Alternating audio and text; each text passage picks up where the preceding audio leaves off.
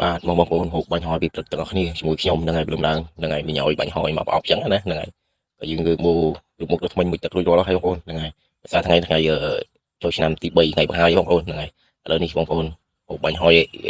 រួចរាល់ហើយបានហើយចាំយើងស្រីបទៅវត្តទៅអីចឹងណានឹងហើយឥឡូវនេះខ្ញុំកំពុងហូបបាញ់ហយចឹងទៅដូរណាបងប្អូនឆ្ងាញ់ចឹងណាបងប្អូនចូលចិត្តអត់នឹងហើយសម្រាប់ខ្ញុំចូលចិត្តណា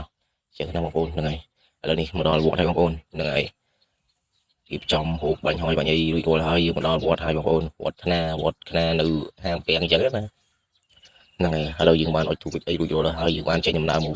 មួយវត្តទៀតវត្តពាំងអំពិលនៅមហាសាំងបងប្អូនហ្នឹងហើយ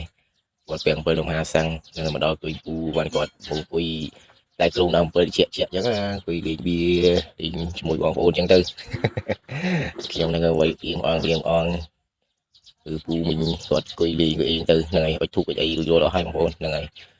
ទូវិចអីរួចរាល់ហើយនៅវត្តពាំង7បាន2វត្តដែរថ្ងៃបង្ហើយអញ្ចឹងណាបងប្អូនទាំងអស់គ្នាទាំងហើយជម្រាបជូនបុណ្យទាំងអស់គ្នាផងហ្នឹងហើយបងប្អូន